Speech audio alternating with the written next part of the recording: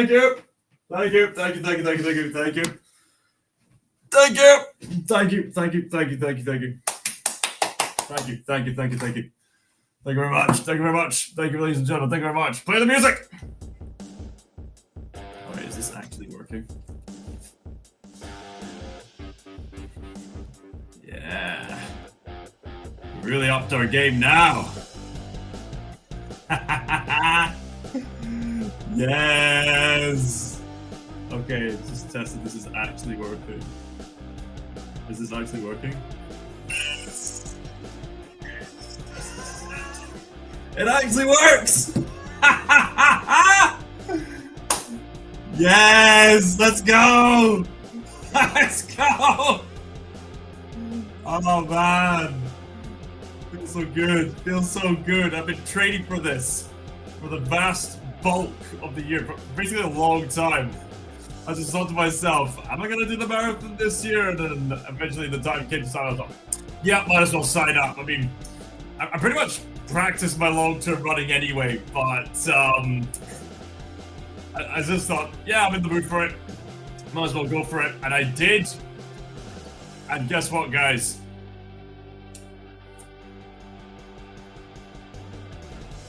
There's music playing, and I managed to beat my record. I beat my marathon record. I'm clearly not dying out yet. Not just yet. Praise the Lord for that. So, I'll even show you guys what the actual record is. Just give me a moment to just wave through the hordes of stuff I have. Welcome to the stream, everybody. For those who joined in, welcome to the celebration. We're gonna have a pretty fun stream tonight. Woo! All right, so I'll tell you the exact cause for celebration. Just whilst give me a moment while I enjoy the music. Enjoy the music. Yeah, you're here for the music. Okay. All right, there it is. Oh wait. Sorry, I've yet to add to the stage. Yep, there we go. So, see my name there? This was the 2023 results 2 years ago. I managed to make it in with the halftime of 2 hours 5 minutes. The gun time was 4 hours 40 minutes. The chip time is when you actually run. So basically, the gun time is when it goes off, but there can be a delay between which position you are in the big queue at the tail of the Loch Ness compared to actually getting across the start line. People are coming in, everybody. Cavalry's here! Woo! All right, so check this out, everybody. My chip time, 2023, was 4 hours, 37 minutes. And this year, check this out. Cavalry Curchi managed to make it the chip time of 4 hours and 24 minutes. Woo! I managed to cut my time by 13 minutes, lads! Yes, we're back in business. Now, let's address the comments. Hello, Jay. Hey, Jay. How are you? Feeling alive, feeling great. My legs are aching, but it's all great. Hello, Philip Chandler. Welcome. Evening. Beauty DAA. Thanks so much for your excellent thumbnails as usual. Philip Chandler can attest that he really enjoyed the Mad Max thumbnail that you made, AA. I saw the Instagram pictures. Yes, follow me on Instagram if you haven't done so already. I'll probably just share them up on YouTube anyway. I've got some other surprises for you. Thank you so much. The thing is, any of you could do a marathon. I'm pretty sure anyone could. You just have to train yourself for it. You know, you start off with the 5K, then push yourself forward for a 7K, then a 10K, then a 50K, maybe a 32K. You know, that kind of thing. That Mad Max was a ton of fun to make. What did I say? I gave you the right cue for that kind of thing. Man, I'm loving these this new music perk that that this has brought. So let's just calm things down now. Okay, maybe not that. Not this one. Yeah. Here we go. StreamYard came with a new perky update, so now my live streams are as lively as ever. Also, a big special thank you to everyone who raised funds for the My Name's Doddy Foundation. I'm actually wearing a right now. fighting against MND. That's the quirky name of the charity. My name's Dotty. It was named after a sports player who had the number 5, hence why it's stylized with the number 5 on it.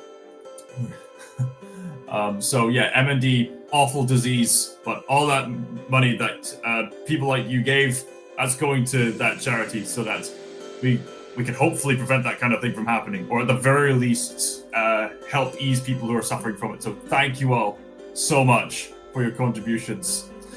Philip Chandler says, I couldn't run 5 minutes before collapsing, but I can walk for miles. Yeah. That kind of thing. I was like, the marathon I went on, like, I could have easily have gone through that marathon without injuring myself. But the thing is, when you're in the moment of that public event, the adrenaline's pumping and you want to push yourself. So, yeah, I've injured my legs. My calves need recovering. Moo. But it was worth it. Like, after the marathon, I just bathed, marinated in a jacuzzi pool. Oh. And right now, I can walk just fine, but I kind of just hobble up and down the stairs like, But, you know, I can do it. I can do it. So, you know, it's not that bad. It's just, you know, typical stuff that happens. I mean, something about the state of mind you get in when you're in the moment. Like, if you follow me on Instagram, you would have realized that I really was pushing myself. I genuinely was. Let's see. You think in the middle of writing Lord of the Rings, Tolkien thought, how do these hobbits do all this walking without getting foot pain? And then he changed it to make Hobbit feel robust. Yeah. You know, maybe that was his thought process on making hobbits. Thank you for mentioning Tolkien. There's something I wanted to bring about for the fun of it. Just in celebration of what I achieved. Look what I got from Smith's Toy Shop. Boom! Hold on, I need to remove that for a moment. Check it out! It's this bookshelf thing of Gandalf versus the Balrog. How awesome is that? I love Lego. Right. We're gonna build some Lego whilst we're all doing this. This is gonna be some great stuff. Man, I'm loving the vibes of this music. This is just some great fun stuff. Right, how do I open this? Right. Go back to the shadow! Yeah, say that to MND and cancer and all the bad stuff in the world, basically. Go back to the shadow! You shall not dance! Not like me, anyway.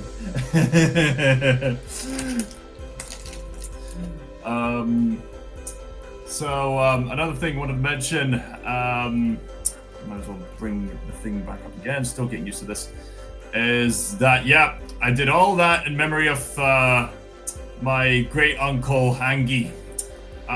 He was a real, I still have his, like, he was an absolute legend in the Isle of Lewis. And the Hebrides will not be the same without him. He kept record of family trees, a great farmer, a great man. I hope to see him again when I get the chance. Dearly missed.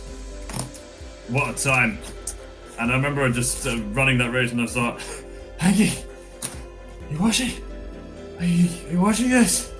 And then, as per tradition by now, by the time I get to the final stretch, I just unleash the inner animal and just like look like there's a big difference between me talking right now and me when I'm in the heat of like something intense. So and you'll see it if you follow me on Instagram, but my most recent pictures involved me during the final adrenaline rush, you know, the final push. Even though your body's hurting, you just push the crane. And my approach is basically to go and just roar it out and just pelt it for it, and then I go yes, and then just collapse at the finish line. And then these two volunteers or whatnot will come up to me and say, "Are you okay?" And then I'll feel like, and I'll say, Yeah, I feel great. I feel alive. Oh, getting up. And then family members like, oh, well done, Cal. Okay. Okay. Okay. And then let's go to the water. Somebody bathe me in that water! Great stuff. Did you finish third place? That's how you got. No, it just kind of looks bronze with the lighting. Imagine if I got third place. I mean, good grief. I mean, okay, so you see that position thing there? That says 2092. So I was in the 2000. Wait. No, wait. Never mind. Scratch that. That doesn't make any sense. I am in whatever place I got, and there were so many people who got faster than me. Like, seriously, there are people who can run the marathon in like under 3 hours. Like, the day before the marathon, I literally met someone who juggles, and he literally juggles balls all the way across the Loch Ness Marathon. I kid you not, he does it like an hour faster than me, and he juggles all the way. His name's like Jamie the Juggler. You can follow him on Instagram. He's seen on BBC. Amazing match. How does he do that? Imagine if I did get third place. I mean, I'll show you the medal up close. This is not really bronze material. I mean, it looks golden. I mean, I don't know if it's actual gold. Probably it's not. It's not actual gold. It would be much heavier if it was actual gold. Not to even mention easily meltable. I don't even know what this is.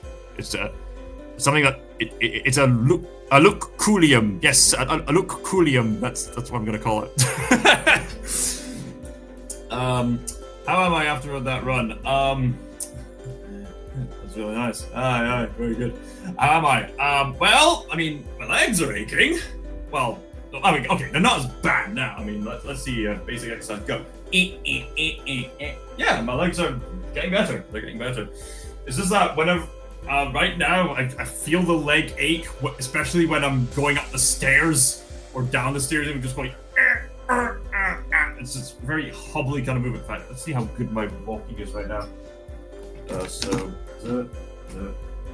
Actually, my walking's actually improved a bit. Actually, it's a bit of a hobble like right here, but yeah, it's actually gotten better. It's gotten better.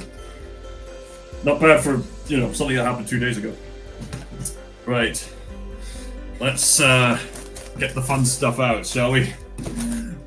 Considering you're also like 9 feet tall. I am the mighty elephant. Believe it or not, there are people taller than me. Yes, there are people who are taller than 9 feet tall. Oh yeah.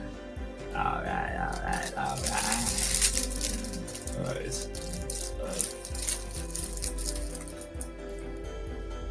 Oh man, I'm alive. What else is there to say about the stream? Stream of thought, stream of consciousness. What else is there to say? There's a lot of news I'm going to be getting into. And hopefully more people will join us for the fun of it. But once again, thanks for to those who donated. Thank you so much. It's not just for my sake; it's for the people doing the charity. There's so many people running for this charity, and people running for a variety of charities. It's a splendid day for people to get stronger, swifter, and to get more people safe and preserved. Because that's the right thing to do. It was a beautiful day too. It was an absolutely gorgeous day. It was sunny all the way,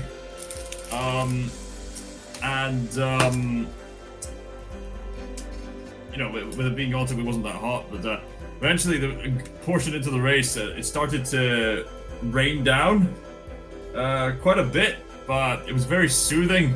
Although it wasn't really soft rain, but when you're in the midst of that intense kind of running. It's a refresher, basically. I had like Yurima's "Kiss the Rain" in my head. I had a variety of music in my head. I didn't even have headphones on. it's probably useful to lose the weight, because when you're doing that kind of run, you really want to preserve as much. Also notice that the music is something. Might as well pause it here, just so it doesn't distract you guys too much. What was I talking about? The weather. Yes, the weather. No, I kind of lost my train of thought now. I was talking about the weather and oh yes, the music and the weight. Yes, that's what it was. Yes. So when you're running the marathon, you want to travel as light as possible. I mean, you could bring a jacket on, but ideally you'd want to bring just what you need. Like for me, I wore these knee straps because I found that they weren't just good for knee recovery, but I found they were also good for increased flexibility. Wore these this under torso thing, which also helped with flexibility, I think.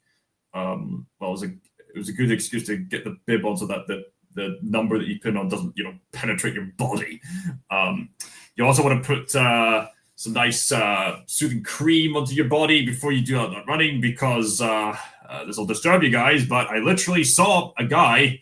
I mean, this was me leaving the race, but about more than an hour or so behind me, there was a guy who literally had bleeding nipples, and my gym tutor warned me about that kind of thing, which can happen in cold climates if you're not careful. Yikes. Although, with that said, there's some really admirable people who can endure all kinds of things. Like apparently, I heard there was an attendee who had been participating in the Loch Ness Marathon for every single one of them since it began. And some of the people who ran, you would not believe what they do. Like, I already told you about the guy who literally juggles all the way from beginning to end. Like, his name is Jamie the Juggler. There was a guy who somehow caught up with me, and he wore this inflatable T-Rex costume with a balloon behind him for cancer research. How does he keep that up? I have to take off, Callum. I'll try to pop back again if you're still on. Congrats again on your run. Have a great stream. Yeah, we'll do, Philip. God bless you too, Philip. Thank you so much. Where was I? Oh yeah. You guys are not going to believe the thing that happens next. Do you feel like Uruk-hai taking the hobbits to Isengard? I may not have seen Uruk-hai take hobbits to Isengard on that day, but you know what I did hear about and what I eventually saw? Brace yourselves. A man running the Loch Ness Marathon, carrying on his back a fridge. Yes, you heard me correctly. Some dafty out there decided to run the Loch Ness Marathon with a fridge on his back like he was Sam Porter from Death Stranding. And he somehow, he got all the way. I mean, it was a pretty small fridge, but it was a fridge nonetheless. Dwarves are wasted cross country. They're natural sprinters. Very dangerous over short distances. Exactly, Gimli. Exactly. I mean, you could benefit from doing a marathon, Gimli. I mean, sure, you will struggle to keep up with Legolas and Aragorn, but you know what? We give you merit for trying, I guess. Are you now 27? Yes, I've been 27 for the past. Okay, been 27. My birthday's on the 20th of March. So yeah, that's literally the spring equinox and the birthday of Andy Murray. Just give me more. It's hard for me to concentrate on multiple things at once. Boom. Yes. Okay, where was I? Oh yeah. It was okay. I was 27 on the 20th of March. So born on the spring equinox, Andy Murray's birthday. So March. Okay, so April, May, June, July, August, September. I've been 27 for about half a year now. There you go. So yes, I am now 27. Yes. It's been a pretty cool time. Discarding some stuff of the old self.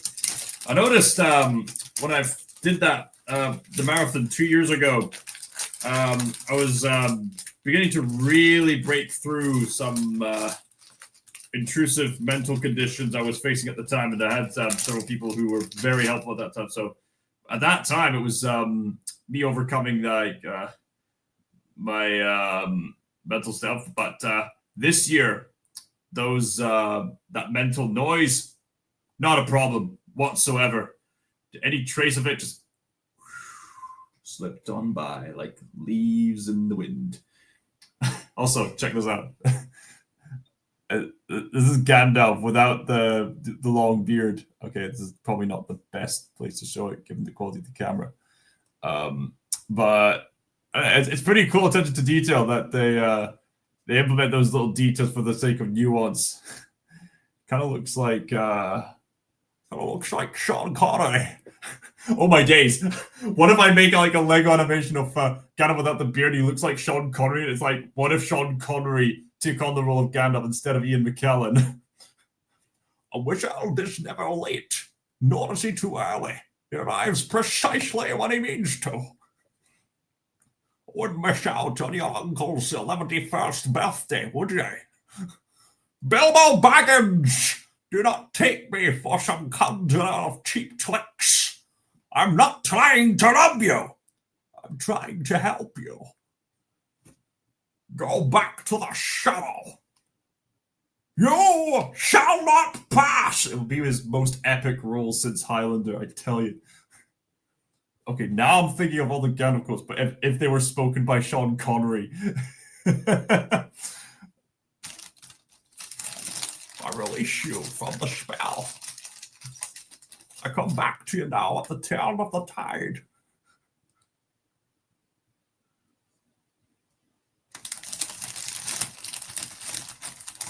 I remember a young hobbit who would love nothing better than to see what was beyond the borders of the Shire. In the end, there could only be one king of Frohan, only one king of Gondor. Wait, Gondor. No, sorry. One king of Minas Tirith. Our fellowship of the ring. Frodo Baggins, nephew of Bilbo Baggins. Aragorn, Legolas, Gimli, Samwise Gamgee, Merry, Pippin, Boromir, played by Sean Bean, who appeared in Game of Thrones. When are they going to cast the next Bond? Oh yeah, I've been hearing rumors about that. My friend Evan Prince was speculating on that when he was live streaming a GoldenEye ROM hack of playing on Michael Goldfinger. Honestly, we don't know. I mean, what I do know is that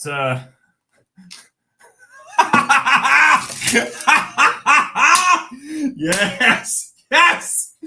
Josh T, thank you. Shaken, not stared. Oh, that would be great. That would be fantastic.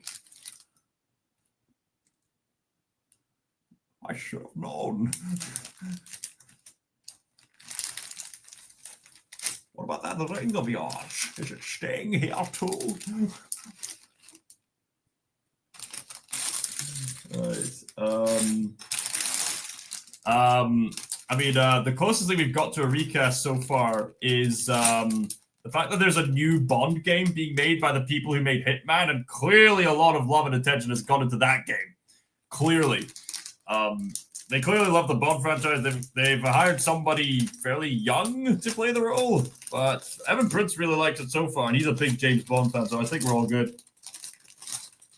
I mean, I personally thought Idris Elba would fit the role. But that's just me. I think he would fit character-wise. Was watching the Scooby-Doo movie 2020 on the weekend, so good. Is that which Scooby-Doo movie would that be? 2002 Scooby-Doo movie. That's not the one where they go to Zombie Island. That's Oh yeah, the live action movie. Right, James Gunn. Duh. Yes, of course. Right. Yeah. You frequently mentioned that. Yes. I remember watching the sequel, Scooby-Doo 2 Monsters Unleashed, quite a lot. Who would have thought that James Gunn would play a more pivotal role in pop culture later on? You get what I'm saying? I also have a Superman Lego set. I could start building that in light of all that. Okay. Well, Gandalf's beard. James Gunn, the director of the Guardians of the Galaxy. Part of the MCU. The Marvel Cinematic Universe.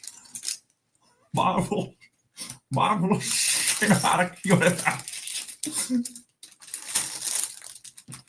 Where is Gandalf's beard? Where is Gandalf's beard?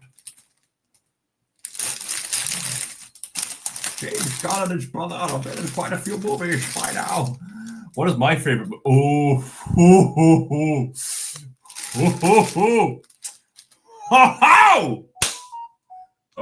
Just give me a moment. People are congratulating me for the run. Yes.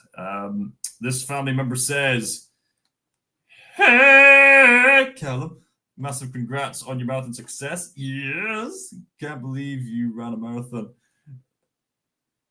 Woohoo! Actually, so many marathons. It's just incredible. So proud of you. Yeah. I beat my... I'll address you in a moment.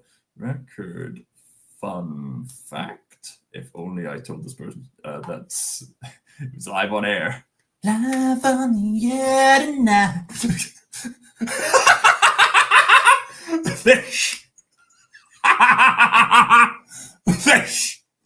This is Aston Martin. This is Aston Martin, the lord of all horses. Yes, even better than the Mustang car. Eat your heart out, Top Gear. And he's been my friend for many years. I would like to compete with Jeremy Clarkson. He could ride a Mustang, I'll drive my Aston Martin. All right, so many things going on. I'm very bad at focusing on multiple things at once. Well, I'm pretty good at multitasking, go figure. Smashed. Yeah. I will address the question. There's just a lot happening. Yeah.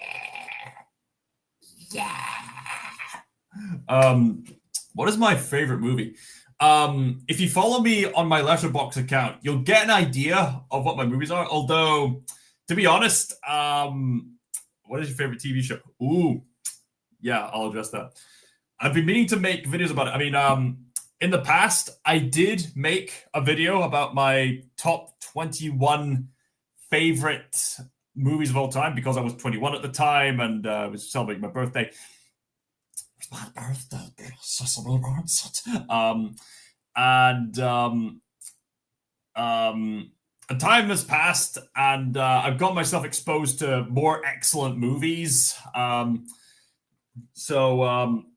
Of course, my opinions have changed, and I've been thinking of doing a video where I break down my current top favorite movies, which of course is likely to change again if over the course of the years. But I'm very much considering updating it for people to get an idea about it. I could consider that video fairly old.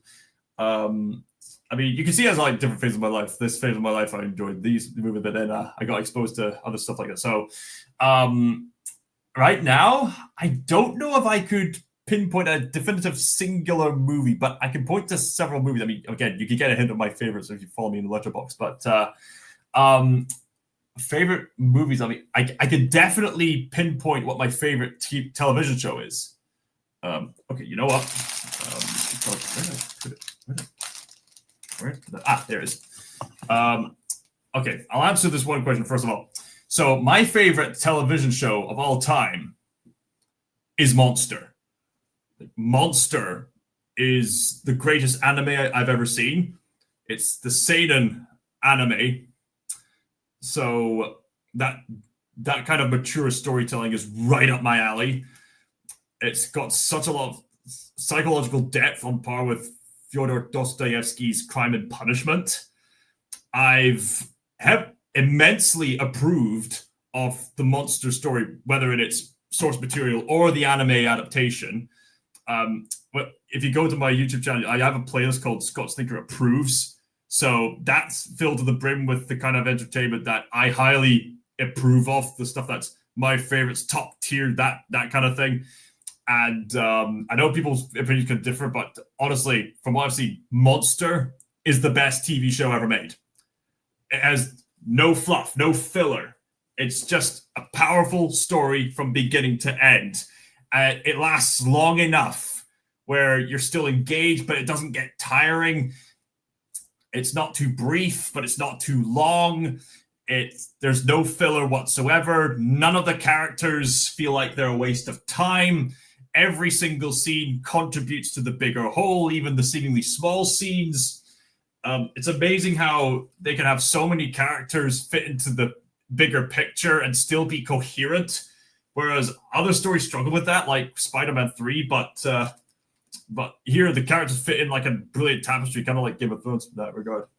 Honestly, Monster is just filled with such brilliance. I mean, it seems grim at first, but there is a beautifully hopeful message. It's this philosophical challenge of, if the world has so much darkness and if we're going to die anyway, what's the point? This story brilliantly answers that love is the way. Love is the way. Love is the way to authentically live and to face the horrors of life together. And I love that message. It's a brilliant message. And it's told in a way that, in the manner of a coherent story. And it's just absolutely brilliant. That's why Monster, to this day, is my all-time favorite television show. You can see the Monster series on Netflix right now. If you're in America or in a few other places, you'll be fortunate enough to get it on DVD, which would be very fortunate. I wish there were physical releases of the physical edition, but hey, I have the entire manga collection of Monster, so I guess that's as close to a physical copy as I'll get with the Monster series. But if you do get the chance to experience Monster, whether it's in the manga form or in the anime adaptation, I highly recommend Monster. So yes, Monster, favorite television show, flawless, love it, absolutely love it. As for my favorite movies, hard to pinpoint a definitive favorite for now, but I can mention several favorites, if that makes any sense. So, for example, this isn't distracting you, is it? My favorite movies, I don't think there's anyone watching it right now, but, for the sake of posterity. Favorite movies, I adore Peter Jackson's Lord of the Rings trilogy.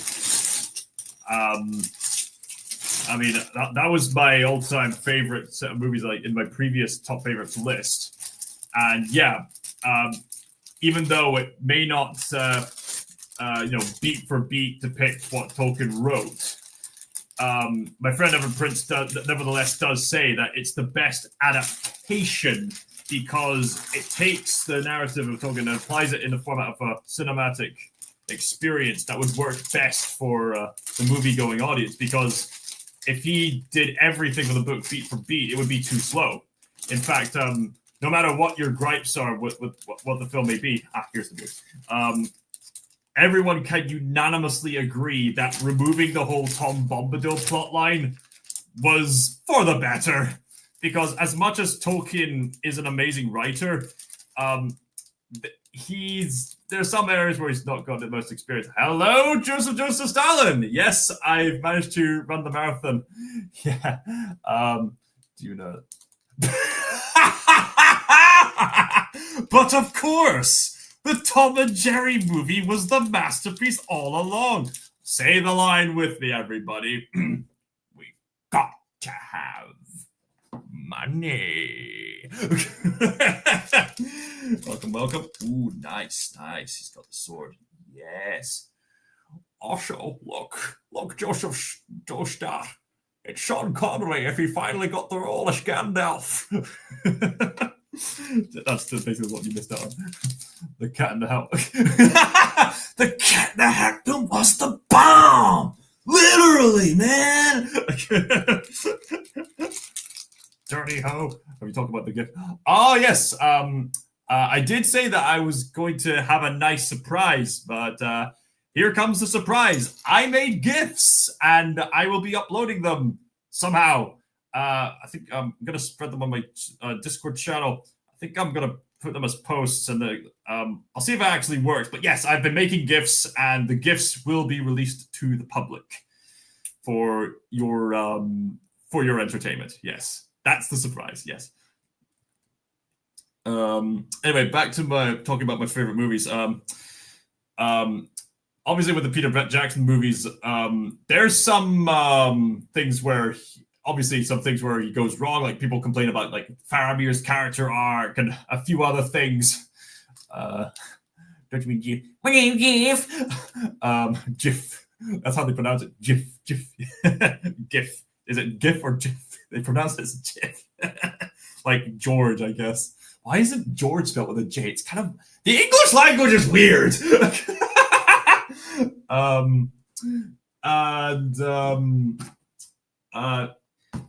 Nevertheless, even though there are a few shortcomings that pale in comparison to the books, Peter Jackson, contrary to what people say, and this is a controversial opinion, Peter Jackson actually made some things that actually improved on what Tolkien wrote, namely removing the Tom Bombadil sequence, even though Ralph Bakshi did that before him. Although something else that it's how people who are wrong pronounce it is quite about Jeff. Yeah. One other scene that Peter Jackson wisely removed, even from the Ralph Bakshi version, was the explicit mention of the passage of time between Gandalf leaving the Shire to do his research on the ring and stuff like that, to when he comes back to get Frodo initiated on his quest. Because in the books, the moment where Gandalf says, "Keep it secret, keep it safe." Did you see the Road to Rohirrim? I did. I made a whole review on that movie. I'll get to that.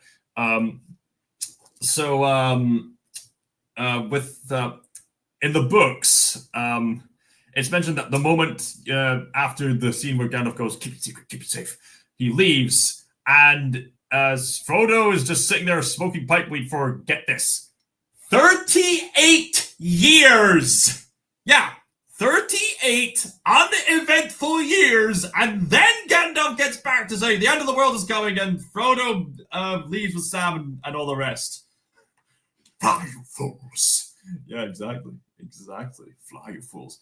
But in the movies, Peter Jackson very wisely chose not to mention that, because you kind of get the benefits of both the book lore and the consistent pacing of the film. Because by not mentioning the passage of time, it can be implied for the casual moviegoer that Gandalf really was on a move on to see what he could research about the ring and stuff like that. Whereas fans of the book could insert their own interpretation of the whole 38-year thing, even though I think the 38-year thing is kind of silly in hindsight. Like I said, Tolkien, brilliant writer, but not perfect in the way he conveys his narratives.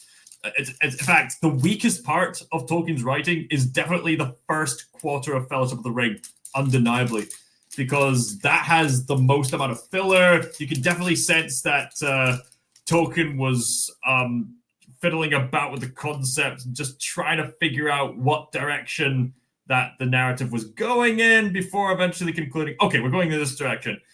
The whole Tom Bombadil sequence is pretty useless in hindsight. I mean, it's cool to have this guy who's existed in the Tolkien lore. I mean, it's pretty cool, but in regards to the narrative, he really doesn't play a part at all.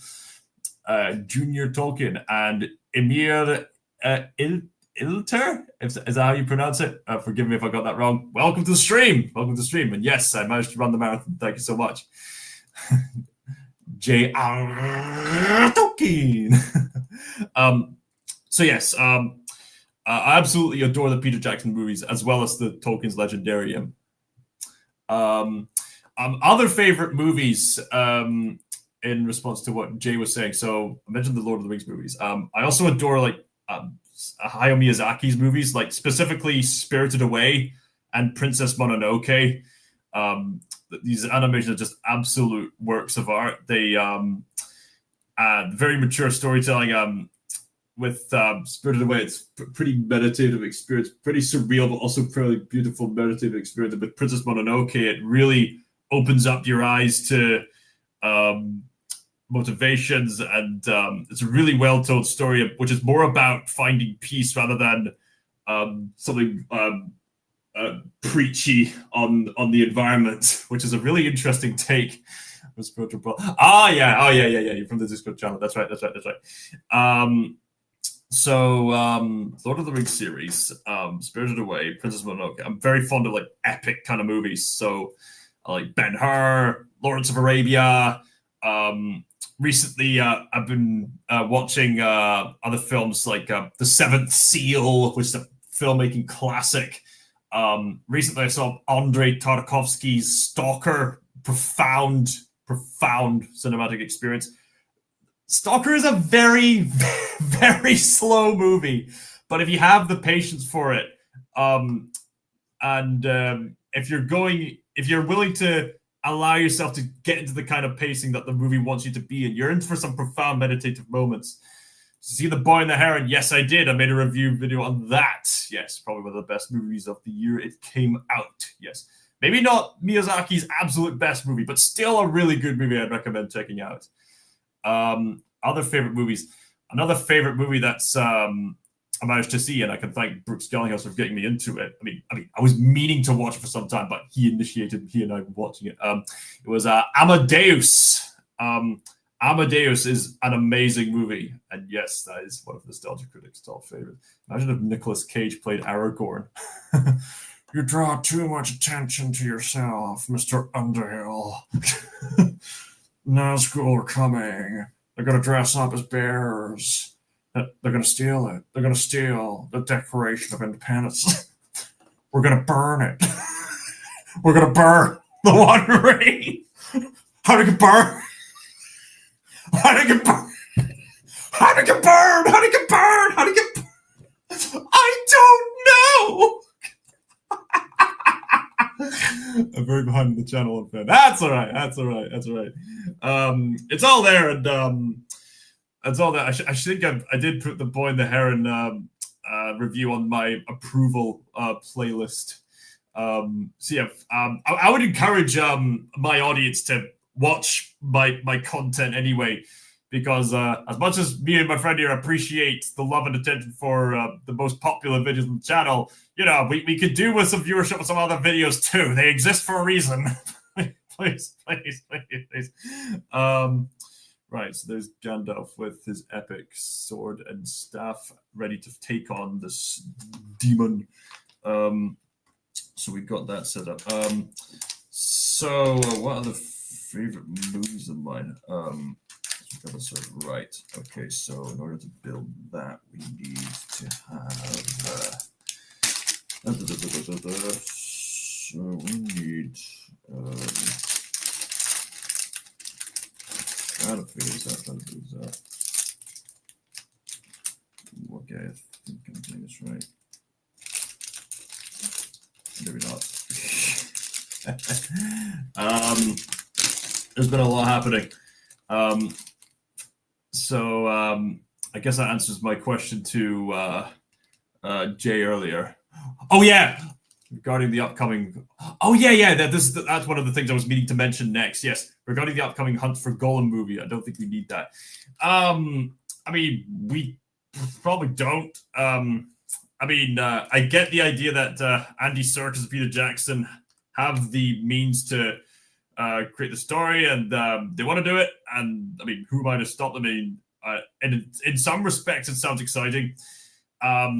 And they are bringing back cast members from their film series, but at the same time, Red Flag, they've gotten old. They might not be as fresh as they were.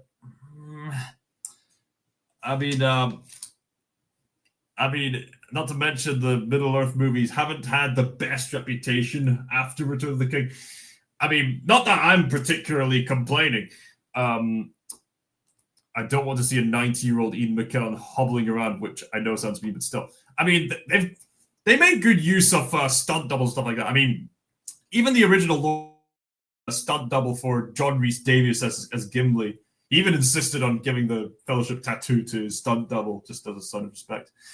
I mean, it's definitely plausible. I mean, Christopher Lee was about 90 or so when he reprised his role as Saruman for the Hobbit films. They still managed to make that work, even though what he did most of the time was just sitting around and standing. He was still got that just one of the most epic voices you're ever going to hear. You screen froze for a second. Oh, it's fine now. You can hear what I was saying, right? If you can hear me, at least that's important. I know there's people, there's some friends of mine who get irritated that they're not seen properly, but I always keep insisting, look, as long as we can hear you and have some form of communication, we should be fine. It doesn't matter what your quality, like they keep trying to improve the quality of the camera. You need to see me in order to communicate. Oh dear, I've unleashed a lot of Lego pieces. Okay, right. Okay, right. All right, might as well put them here. Okay, get them away.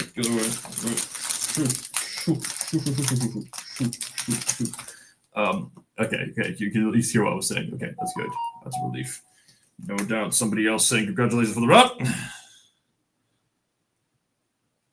Or maybe not. But yes, the hunt for Gollum on the whole has a lot of red flags in regards to what's going on. Someone else reacting positively. Okay, good. Right. All right, so just keeping up. Right. Back. A YouTuber is never late, nor is it early. He uploads precisely when he means to. Exactly. Is that thing? Yes, that's the thing I'm looking for. You could be a shoe-in for Andy Serkis. Yeah. I mean, I'm tall enough to portray Saruman if needs be. I could always be a vocal double. I could be Treebeard. I could be a variety of characters. What am I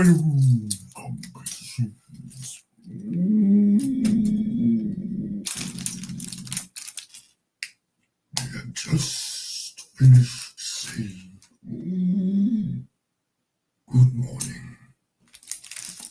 Good morning, but it's nighttime already. The ants don't say anything.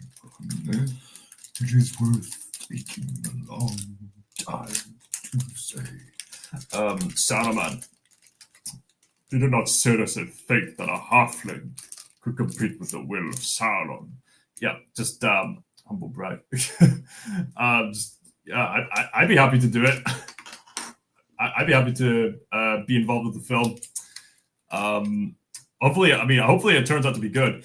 I'd be happy to take part in the cinematic history that way. Even if the film doesn't turn out to be that great, I'd be happy to say I was a part of it. Yeah. Let's see. Where was you got? If you want to put your kid to sleep, just have Treebeard and read the Bethesda very slowly. Let's have Treebeard read like Dr. Seuss. Sam,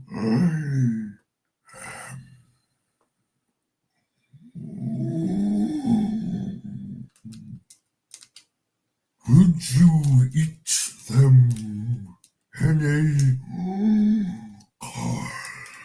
Eat them. Here they That would be some nice ASMR stuff right there. ASMR. Treebeard ASMR. Someone needs to make that a channel. Treebeard ASMR. That's a great idea. There's so much invest in that. Have you met John Rhys-Davies? Do it. Right, I'll need to get that prioritized. I have not met John Rhys-Davies, but you know what, Joseph? You know Squid Bear? He's met Andy Serkis. I know, right? Oh, you want to know a fun story about when he met Andy Serkis? He was obviously really happy to see the man who portrayed Gollum and stuff like that. Admiring his talent and whatnot. I might need to correct myself on this, but Squid Bear asked him about the overall disappointment with The Last Jedi, to which Andy Serkis responded, yeah. So, wow. This goes to show that even Andy Serkis was acknowledging the backlash there. Talk about being humble. Did I meet any Lord of the Rings actors? My sister and brother-in-law have visited New Zealand to the actual sets. Hopefully, I'll be doing that. Still mates with Brooks. Oh yeah. Still mates with Squid Bear. Absolutely. Still working together with them on various things behind the scenes, various other things like that. Still keeping contact and still just expanding your horizons. Oh yeah, the War of the World Human movie. Yes, that's right. Where was that comment? It was right here. Yes, the War of the World Human movie. You can see my review movie all about it. I mean, I was hyped at the concept of a Lord of the Rings anime. I mean, who wouldn't at the sound of that? But as time gradually showed, it was becoming increasingly clear that the movie was made less as a legit work of passionate art and more as a way to try to cash in on the series. I heard that the only reason it was made was to get back the licenses to for Warner Brothers to make those animations. And you know what? Given Amazon's the people working at Amazon Prime and their treatment of the Middle Earth with Rings of Power, yeah, I can't really say I entirely blame them. Because Viggo Mortensen, Aragorn, and Bernard Hill went out of their way to say how awful the Rings of Power series is. And good on them for speaking up about it. R.I.P. Bernard Hill.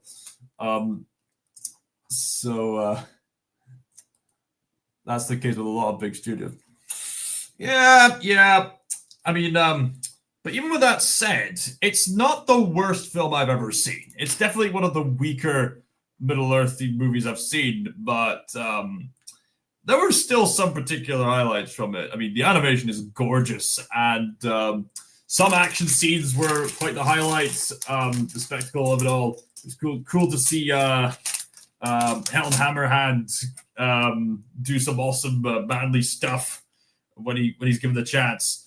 But sadly, the vast bulk of the movie is dedicated to a rather boring Mary Sue kind of character. I mean, she's not the worst character. I mean, unlike Guy Ladriel from Rings of Power, at least Hera. That name isn't even Norse, by the way. At least Hera is depicted as a character who has a good sense of moral virtue and a sense of concern for her enemies. At least she has that going for her, unlike Guy Ladriel from Rings of Power. But other than that, no, she's fairly bland. She doesn't really develop that much, unfortunately. And that kind of movie lives and dies by the engagement with the protagonist, and the protagonist wasn't that engaging, and the movie wouldn't shut up about this particular protagonist who wasn't that interesting. So, yeah, it didn't really work that well in the long term. Half the animation looked like it was AI. My friend Malika and a few others noted that, well, not specifically on that, but the fact that the style of the animation didn't really suit Middle Earth. I mean, of course, there's some details in there that are just wow. I mean, the landscapes look great, fiery details look great, but the character designs seem a bit iffy. I think myself and others agree that something like Vinland Saga would probably have suited the Tolkien aesthetic more so, especially since Vinland Saga is set literally in Norse times, like, stuff like that. I shouldn't say how. Blandari.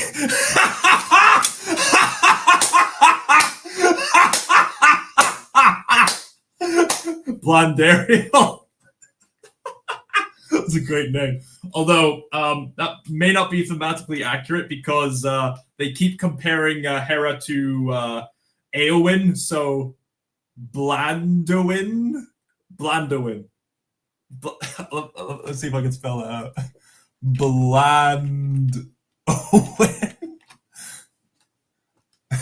Yeah, I think that's more accurate because they're obviously trying to compare her to Eowyn. They even had the actress who portrayed Eowyn to do the narrating, and the bulk of the time she won't shut up about this protagonist who doesn't develop that much. I mean, if you want to, say your praises about a certain hero and a heroine, I mean, that's fine. But the thing is, the characters won't shut up about how awesome this particular character is, even though the character's not that interesting, and it becomes so annoying. My friend Squidbear even made a whole short about it, like with inserting like the scene from Monty Python: The Holy Grail where King Arthur, I think he did that kind of thing where King Arthur goes like, "Yes, I see. Yes, I see. Be quiet. Be quiet. I order you to be quiet. Shut up. I am a king and I order you to shut up. I'm being oppressed. Help! So yes, those are my thoughts on. I mean, it's not the worst film I've seen. Like, no man can harm me. I am no man. I suppose if given the choice between watching Rings of Power again and watching War of the Rohirrim 30 times over, I would rather watch War of the Rohirrim 30 times over than to ever watch Rings of Power ever again. I have no bad stuff. Oh, Eowyn is that's spelled with an E instead of an A. So AOW. Like that. But good effort. But yeah, that is such a classic scene. I mean, the Lord of the Rings series is just full of classic scenes, to be fair. Just almost every single second. Especially if you watch the extended editions. Right, let's see. The 2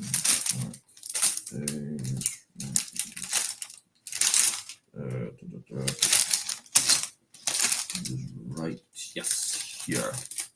Right here. I'm sleep deprived, okay? That's all right. I should probably turn on some nice music here.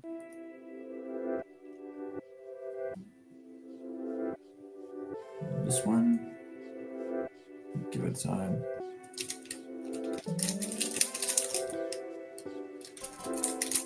Might turn something else on. Get to the good part.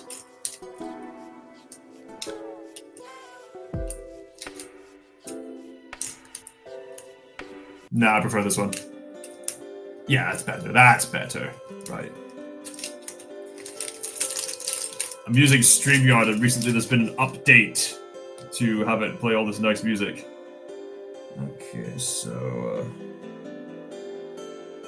trying to figure out how this works. Okay. Alright, see how this works. Right. So, that's I try to just just turn on the candlelight.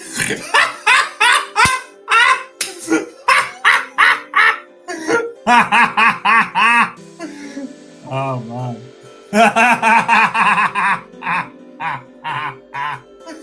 Good one.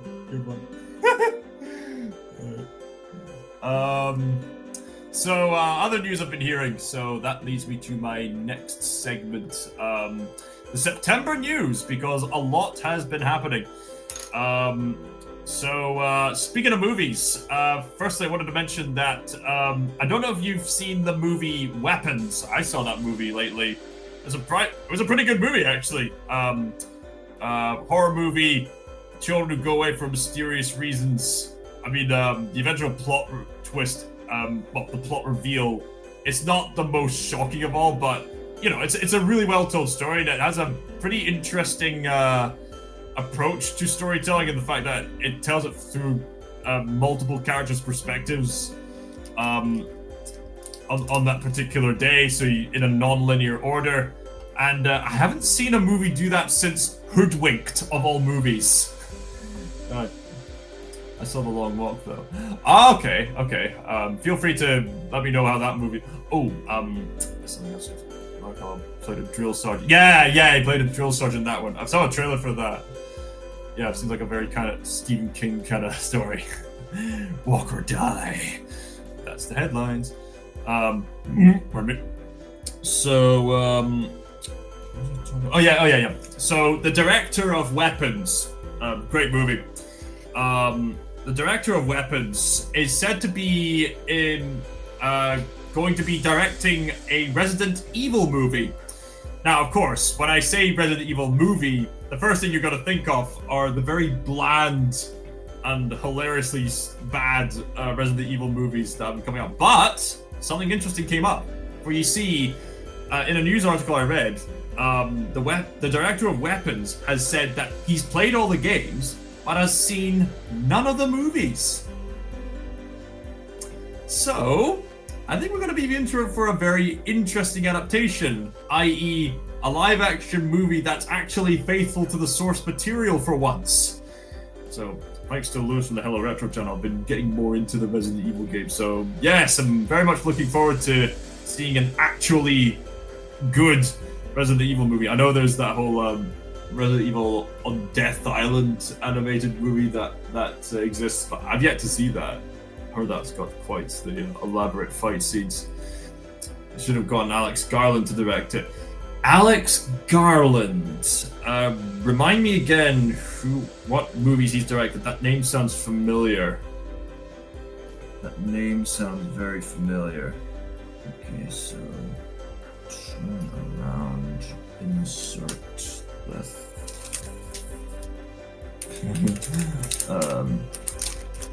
Okay, so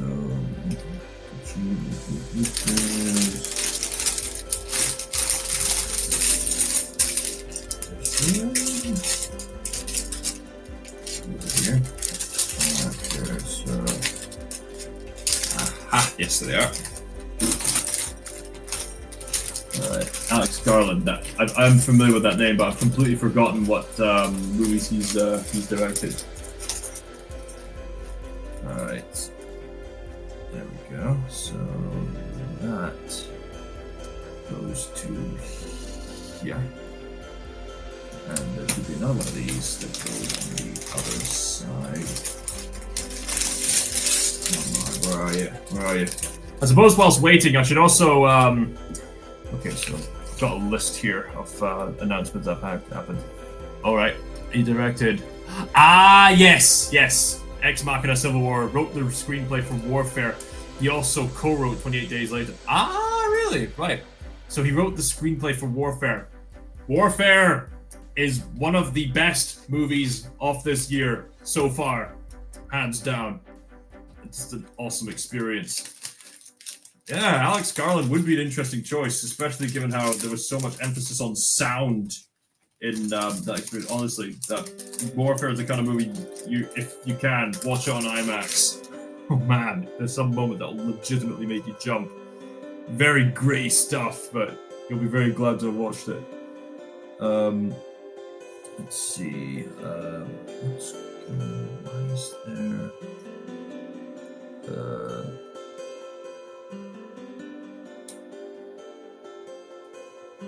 This is supposed to be. Why are there those things there? What the heck's going on here?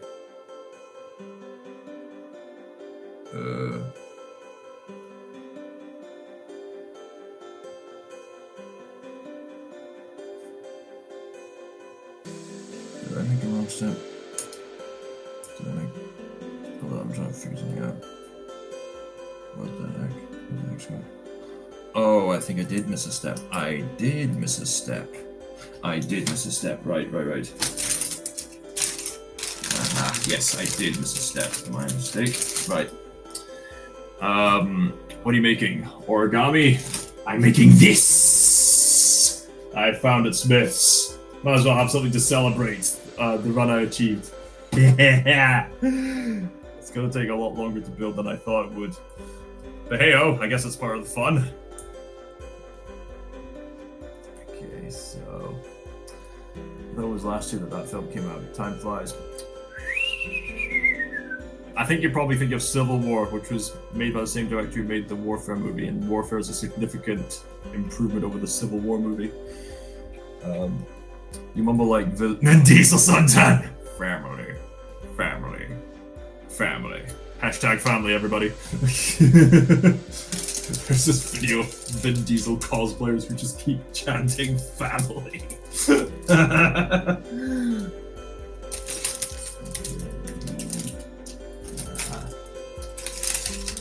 Right. There you are. And that's it. Aha, there you are. Alright. Civil Warfare. Combining movie titles.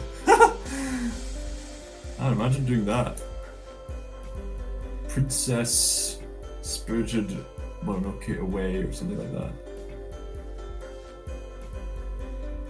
Indiana Jones and the Jurassic Park. Same director. That'd be awesome if that were the case. So, okay, let's try to figure this out. So,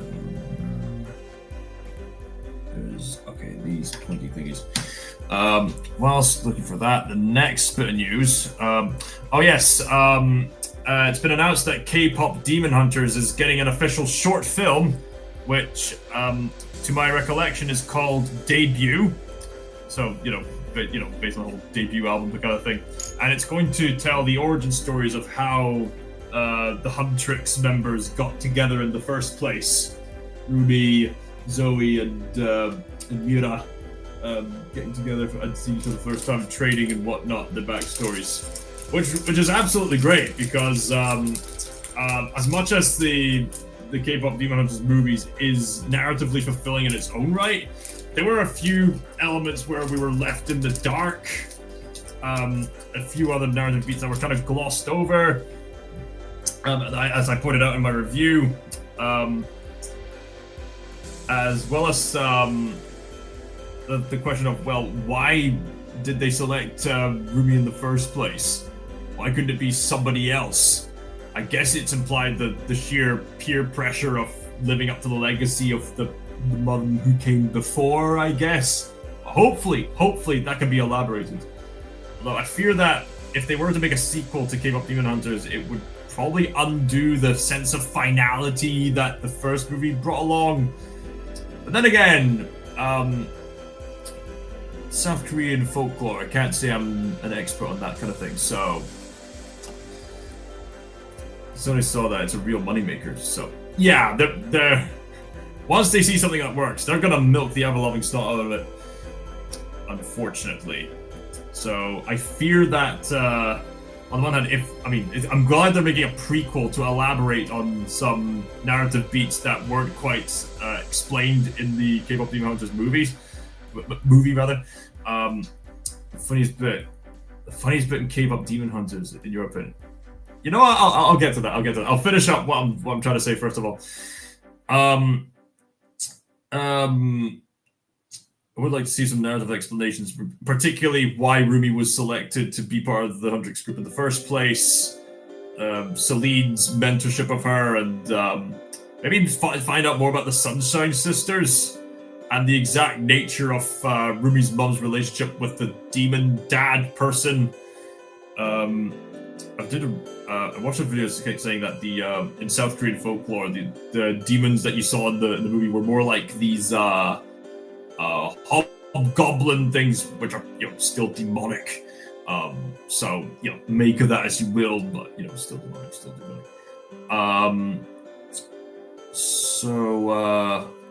Anyway, evacuate the city, engage all defenses, and give this boy his toys.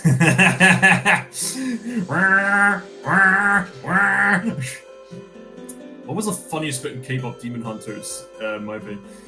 That is a very good question. There were several highlights, but I think the funniest bits had to do with the facial expressions, like very expressive facial expressions that the film allowed the Hundrix members to have, and they're so absolutely hilarious. And I mean, they're the kind of faces that you could pull off in real life anyway, like yeah, and that kind of thing anyway. But the use of the animation just enhances the comedic aspect of the faces. There's one scene where Zoe and Mira are making these faces to each other to pump themselves up. Mira makes an intense face, and Zoe makes this face where she's going, yeah! And her eyes like really big, and her lips are kind of tucked in with a sort of yeah! kind of face. Another scene I found really funny was the doctor scene. Just the sheer contrast with his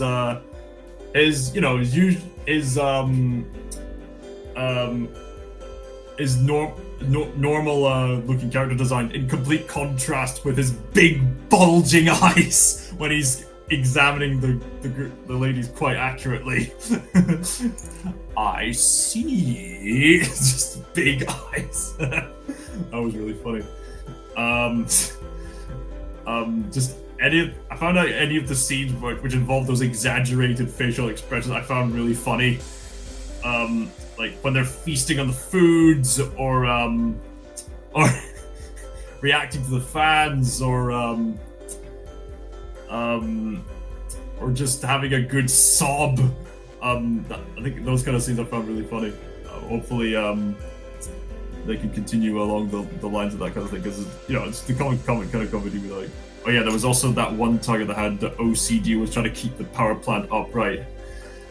Am I the only one on stream right now? Apparently, hang on a minute. That can happen from time to time with underdogs like me. There were a whole bunch of people earlier. We got an illustrator from Canada. We got the guy who helps make some of my thumbnails for me here. Why did this thing turn off? Come on! Get back in there! Get in there! Right, that's better. No, that's not an issue. Yeah, guess that leaves room for me and you to so got that out of the way. Okay, another thing to mention, get over here! Yeah, I would tell it to the fans. So, other news, speaking of movies that have been announced, Mandalorian and Grogu movie has been announced. And nobody cares. Okay, moving on. The Super Mario Galaxy movie has been announced. I didn't consider like the first Mario movie to be the absolute best movie, but it was a really fun movie. And you know what? If it's a fun movie, then you've done your job, especially considering that it's a Mario movie. And Mario at its core is all about fun, and yeah, we can complain about the ridiculous prices of the Nintendo Switch 2 games these days, that's true. But Mario as he's meant to be is just fun personified. We were if you watch the end credits scene of the Mario movie, you would expect Yoshi to appear in the sequel. I support pirating. Don't give Hollywood your money until they deserve it. Or just financially support films, indie films, anime films, anything that's not from Hollywood, if that's the direction you're going in. Just saying. There are some good films from America if you know where to look. But yeah, it is rather sad that a lot of Hollywood has gone down the pooper, as it were. 10 years ago, I could see Benedict Cumberbatch playing a Sith Lord. Oh yeah! Something like Count Dooku, right? What if Benedict Cumberbatch plays a younger Count Dooku? Or something like that. Yeah, that'd be pretty cool, right? Yeah, I can see that working. So as for the... yeah, there goes the Star Wars franchise. Let's see. I said in a comment on Critical Drinker's recent video regarding the topic, I typed in Krea's words have become more relevant than ever. If you don't know who Krea is, she's a character from Knights of the Old Republic, and one of her most famous quotes that commenters keep typing in right now is "Apathy is death." That is a literal quote from Krea, and they're applying that to the Star Wars franchise. Apathy is death. The full quote is this: "Apathy is death, worse than death, because at least a corpse feeds the beasts and insects." That's probably not canon anymore. Yeah, it's quite debatable as to what's canon, what's not canon. Even people in the Evan Prince channel talking back and forth about the difference between the legends and what is canon, what's not canon. I mean, like in Legends, you had like Anakin actually being knighted as a Jedi, and then an actual explained story as to how Grievous got the coughing fits. But then the next moment, it's just explained that he just did that over time through the cybernetics. They can't seem to make up their minds. It's pretty loose canon.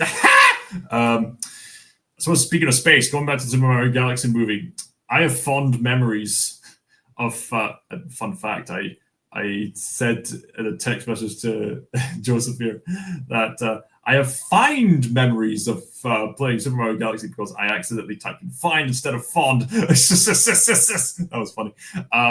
So I've got fond memories of playing Super Mario Galaxy 2. And yes, I did not play Super Mario Galaxy 1. So I had to earn Rosalina the hard way on Mario Kart Wii, because you can actually unlock Rosalina automatically if you have save data for the first Super Mario Galaxy game. But I didn't, so I had to earn her the hard way. I am the Mario Kart champion. So yeah, I'm very much looking forward to see their take on Super Mario Galaxy, because it's going to lead to a lot of creativity, a lot of wonder. The fact that Peach hinted at other galaxies in the first Mario movie, so looking forward to see where that goes. I'm predicting that Bowser's going to turn really, really big, escape from captivity, and then Mario and Nintendo are going to go on an adventure in space with Yoshi.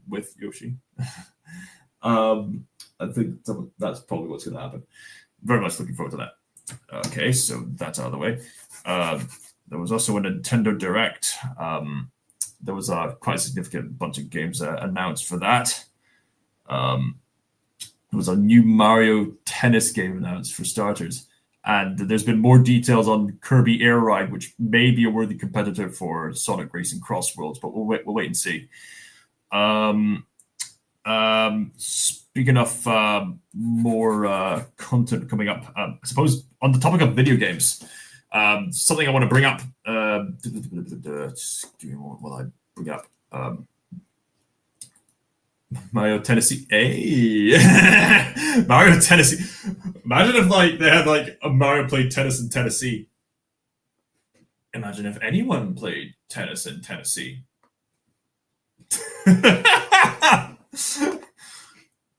Anyway, wanted to bring up the fact that Hideo Kojima of Metal Gear Solid and Death Stranding fame has announced a bunch of creative projects he's been working on. He's got a lot of stuff for his most recent game, Death Stranding 2, being promoted, and he's been working with A24 for an adaptation for Death Stranding. From what I've heard, A24, yes, the people who brought us the recent Nosferatu remake and The Lighthouse and The Green Knight, which Malika really likes. A24 is going to make a Death Stranding movie, which is really fascinating because Kojima has the budget of a AAA director, but the mindset of an indie director, which really makes him stand out amongst other creatives. From what I've heard, A24 are not going to make a shot-for-shot remake of Death Stranding. They're going to make a different story set in the Death Stranding universe, apparently, from what I've heard. But not only that, but there's also going to be, check this out, an anime adaptation of Death Stranding called Death Stranding Mosquito. Adam sorry if I butchered the name. Adam Guzikowski writing, and ABC animation director Hiroshi Miyamoto tapped for animated film project Death Stranding Mosquito. So it looks like from what's the trailer so far, it's this really, from the trailer I've seen, it has this really cool, sketchy kind of style to it. And there's this guy who seems to be working with the whole black and a gooey infection thing going on. And he's fighting against a porter. I think that might be Sam Bridges. It might not be. It's Kojima. He's got a weird mindset. But it's interesting that that's happening. And yes, we can officially say that Kojima is making anime. He's officially making it. I don't think Kojima's officially taken part in making anime ever since he made that one mech game he made before the first Metal Gear Solid game, which, fun fact, was actually referenced by Otacon in the first Metal Gear Solid game. Tennessee. A24 is always a name to look out for. Yeah. They've been a very creatively interesting company, haven't they? Sam's too big for his bridges. Little bridges.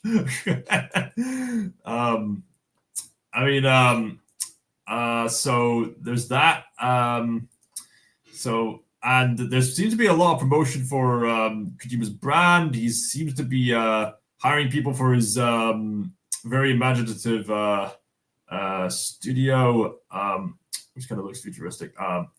So not only is he heavily promoting Death Stranding 2, naturally, not only has he got this anime adaptation coming out, but it's been confirmed that OD is going to be released soon, apparently. And apparently OD is going to be, from what I can see, the PT game fully realized. Sean Connery hopped on the stream for a second. I'm dead and I'm stranded. Help! It's the Death Stranding Hideo Kojima game. Death Stranding. Made by the same creator from the Metal Gear Solid series. He made such wonderful games like Metal Gear Solid Tactical Espionage Action, Sons of Liberty, Snake Eater, Guns of the Patriots, Peace Walker, The Phantom Pain, and Ground Zeroes. Can't forget about Ground Zeroes.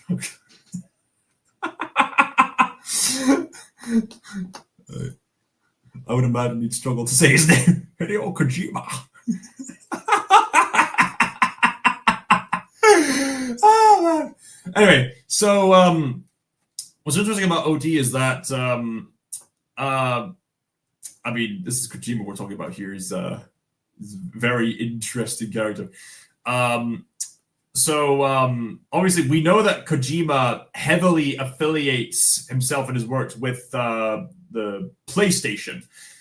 Even though historically his Metal Gear Solid series has been made for Nintendo consoles in the past. In fact, the first two of several Metal Gear games were made for like Nintendo for the early Nintendo systems back in the heyday before Kojima shifted the franchise to 3D graphics with the first Metal Gear Solid game on the PlayStation 1.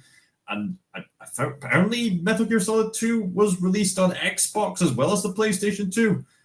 Metal Gear Solid 2 was made when the PlayStation 2 initially released. I know because my PlayStation 2 box has a little indication for like stuff like the Matrix game, a driving game, and Metal Gear Solid 2, Sons of Liberty.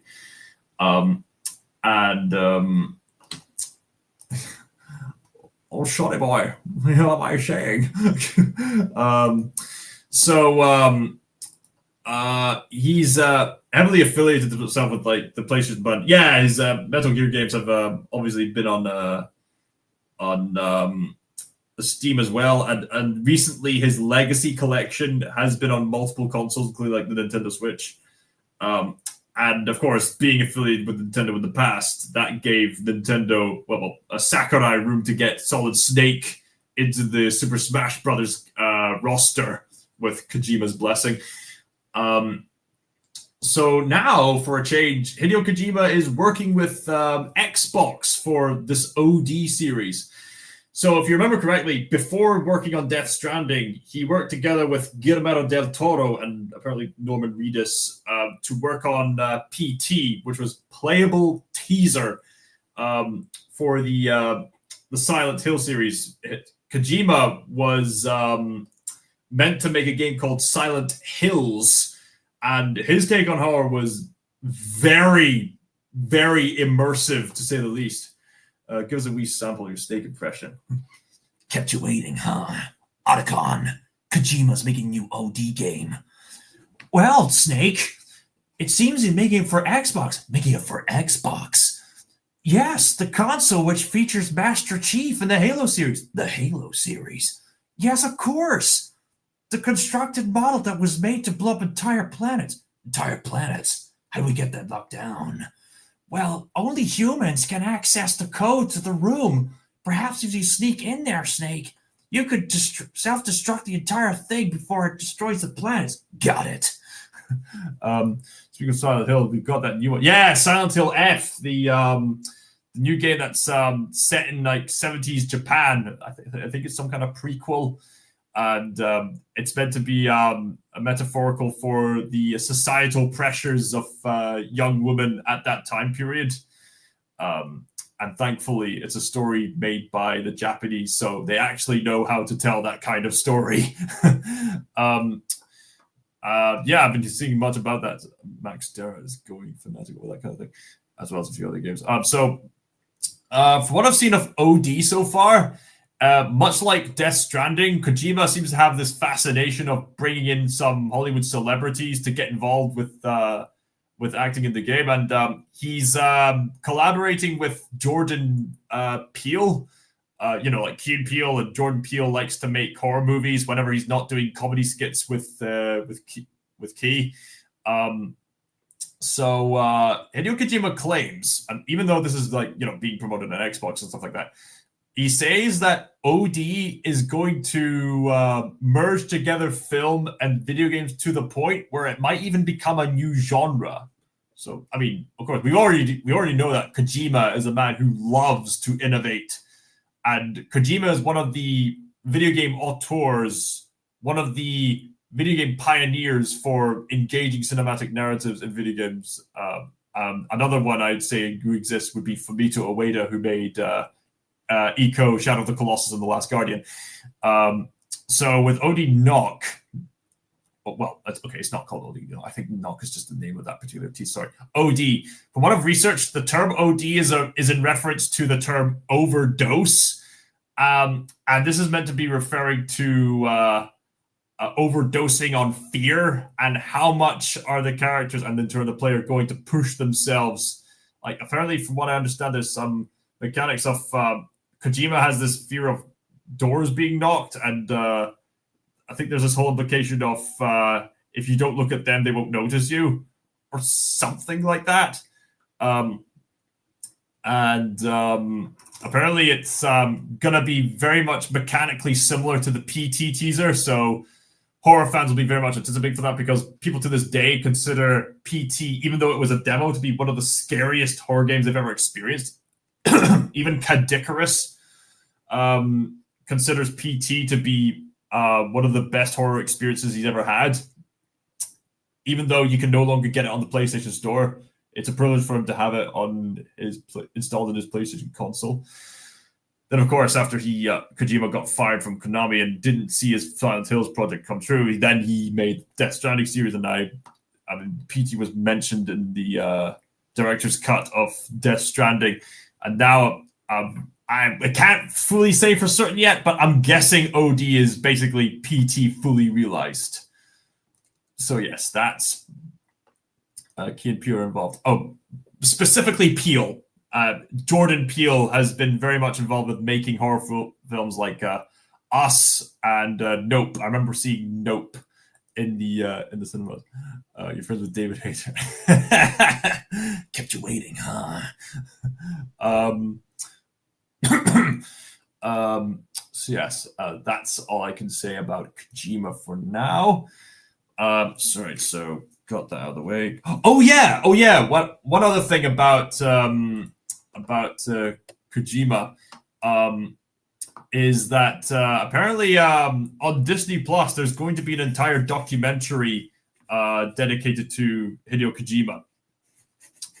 So there you go. That's a thing. I'd be very curious to watch that whenever it comes out. So put that out of the way. Other announcements that I've been hearing lately. Apparently, from what I've heard, there's going to be a TV series for Mad Max called Mad Max: The Wasteland. And I remember watching Fury Road with Lewis, and he was just thinking, it's a shame they didn't make any more follow-ups of Mad Max, specifically with Tom Hardy. Well, apparently George Miller is doing exactly that. He's going to be making I think a TV series or a single movie, who knows, Mad Max: The Wasteland, and Tom Hardy will be coming back as Mad Max. So that'll be exciting to see what's been going on. Apparently Minecraft has made some announcements also. Haven't looked too much into that, but they've been implementing copper golems for some time now. Mad Max. Yeah, Mad Max. We'll see what happens there. Oh yeah, what was going on there? Oh yes. Oh yes. I've written down here. Wicked for Good red flags. Yes. So as much as there's been red flags for the Hunt for Gold movie, there's also been red flags for the Wicked for Good red flags. The red flags mainly come from the relationship between Dorothy and the Good Witch, Glinda, as it were. You have a bottle of water notes down, but I don't. I'll need to get one. But before I do that, I need to make this announcement of the red flags for Wicked for Good. I did see part 1 of Wicked. It was actually a pretty good adaptation of the Wicked theatrical play, which I actually did see in New York many years ago. So Wicked for Good is obviously going to be part 2, just like Act 2 of the theater play and stuff like that.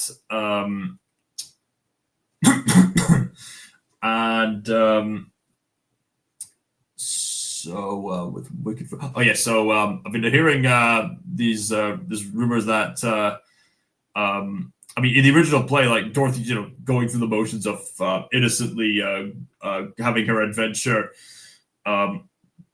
But apparently, from what I've heard, Glinda's going to show a lot of contempt towards Dorothy, which seems to be fairly out of character and seems way too mean-spirited for Dorothy. I mean, I know that Wicked is this glorified fan fiction of Wicked Wizard of Oz that's trying to shift the perspectives, but I think this is a bit of a stretch, you guys.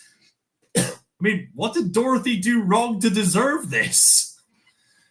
What did Dorothy do to receive all that contempt from Glinda in this particular edition? So yeah, that's the red flag that I've been hearing. Yeah, there's other announcements, but yes, I need to get some water. Oh, you're so wicked. We're all wicked. That's why we need accountability. Anyway, I need to get water. Feel free to talk amongst yourselves and say hi to Sean Connery Gandalf. Right. Yeah, do some nice tea or something. Maybe a menthol sweet. Be right back.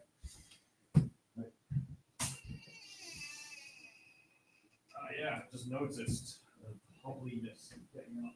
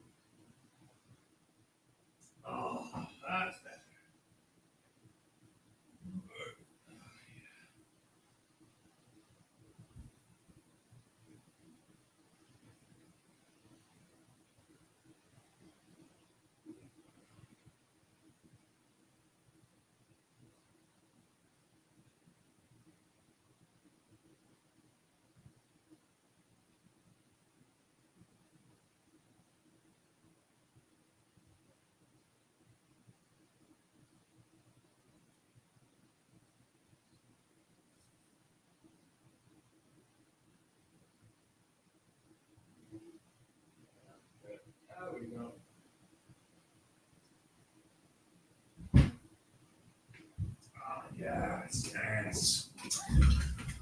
I'm sucking on a nice menthol sweet menthol. It's good for your breathing. It's good for your throat. Fully anticipating a jump scare. I can't remember when you failed. Anticipating a jump scare in 3, 2. Oh yeah, I've done a few jump scares before. You'd be amazed at how I've been able to scare my own streamers. Yeah, a minute. There you go. There's your jump scare. So anyway, moving on to the next bit of news.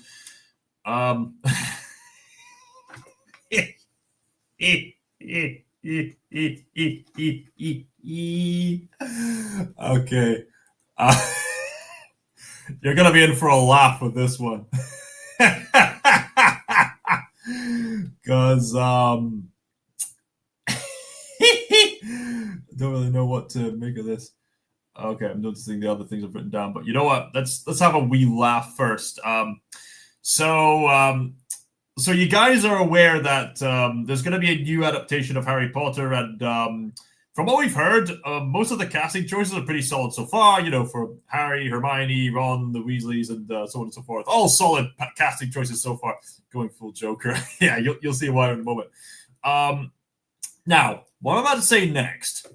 This is just a rumor. Harry Potter, and the Hoblet of Ire. Something like that. The Philosopher's Kidney Stone.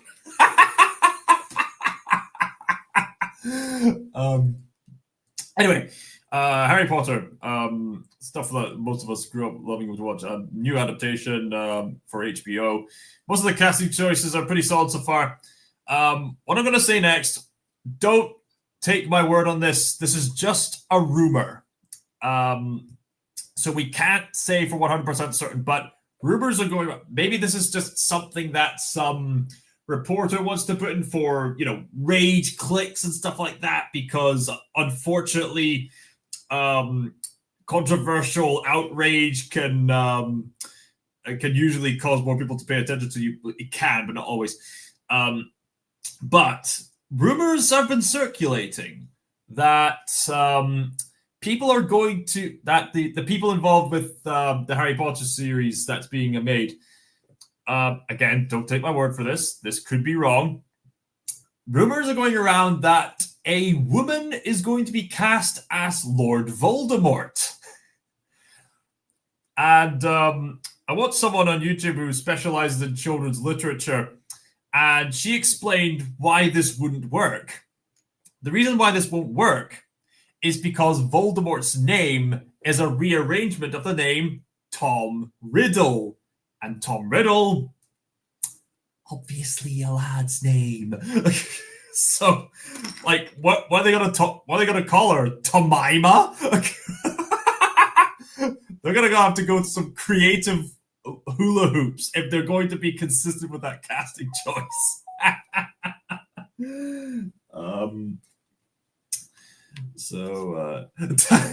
Tabitha Riddle.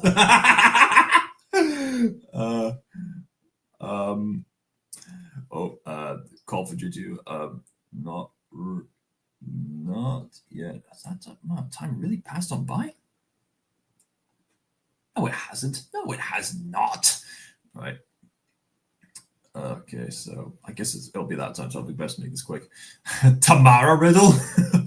Well, the thing is, Tom Riddle, it has to involve Tom and then Riddle. In fact, the specific letter arrangement is I am Tom Riddle. My name is Tom Riddle. I can't exactly remember the in fact, hang on a minute, just give me a moment. I need to turn this up. Okay, so I need to remember Tom Riddle. Riddle me this. Yeah. The birth name was Tom Marvolo Riddle. That's right. Yes.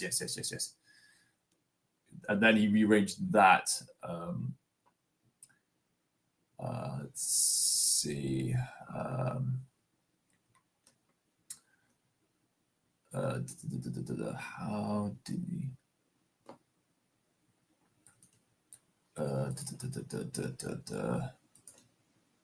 Tom Riddle name into Voldemort. What was that thing in Chamber of Secrets? I am Tom Marvolo Riddle. Right. Oh yeah. I think it was. Oh yeah, it's coming back to me now. It's coming back to me. Okay, so word search. Marvel. Oh, Marvel. Oh, it's spelled with an O, right? Marvel, right. Okay, so.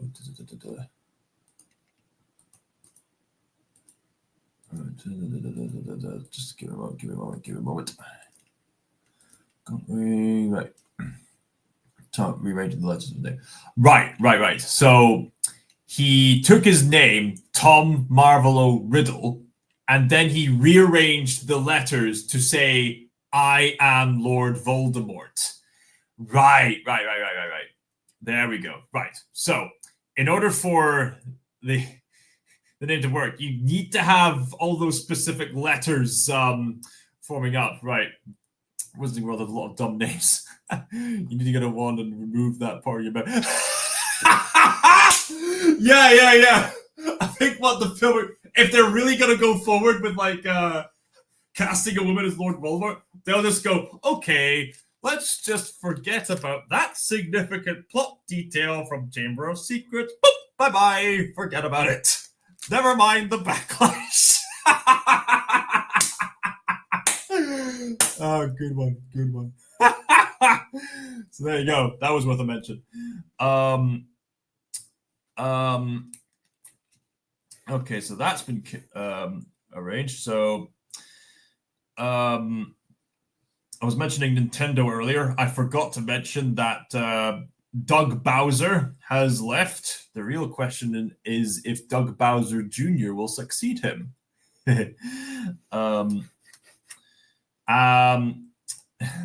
That's why I'm a genius. Yes, you are. Other news. Bad news. What? The Savant Apple series. It's been cancelled. Oh no. Anyway, last week. Okay, so that's out of the way. All right, you Nintendork. Nintendork. Is there a YouTube channel called Nintendork? There probably is. If not, there's going to be someone who takes on that title in the future. Pardon me. State of play. As you well know, that Wolverine has been announced. We've also got the last DLC crossover in Sonic Racing Crossworlds confirmed to be Mega Man. Now, I speculated in the past that it was going to be something DC related because Sega kept heavily promoting their comic crossover between DC and Sega with Shadow the Hedgehog dressing up as Batman, Sonic as Flash, and so on and so forth. I suspected that Batman would be a playable character in Sonic Racing Crossworlds with his Batmobile, or maybe get Wonder Woman as an invisible jet. But I was half correct. I was correct with the idea that Sonic would be collaborating with a character he's done a crossover with in a comic. I was incorrect that it was DC. It was Mega Man, because Sonic and Mega Man have had plenty of comic book crossovers. So I was right about the comic book crossover that. So I can at least say that. Can't wait until 2056 to play Spider-Man 3. Quite. There was going to be. Oh yeah, that's right. I even mentioned that in the previous live stream. It was going to be made by the same people who made the Shadow of Mordor games, from what I remember. That's right. That makes me sad. Yeah, it's sad that it never got to be. I think it was probably to do with the fact that the studios got too greedy and corrupt with how they were going to portray it. So, at least to my memory, I could be mistaken. Zero Parades was announced. That's tying into the success of Disco Elysium, which is this very popular narrative-based video game, which I've yet to play. Deus Ex Remastered has been announced. I've been meaning to play Deus Ex, and my friend Lewis has it on the PS2. I've heard that's an absolute classic. There's someone who says it's the most important video game ever made because it revolutionized so many different aspects of that kind of open world kind of gaming. As well as talking about philosophical points about humanity's relationship with AI and all kinds of stuff like that. Let's see. There's also more classics that will be released for the PlayStation Store catalog, like Tekken 3, Soul Calibur 3, something to do with Tomb Raider. So yeah, good to get that. Other news, YouTube channels have been restored for some reason. Don't think I could exactly pinpoint what that reason is, but apparently people are grateful to have them back.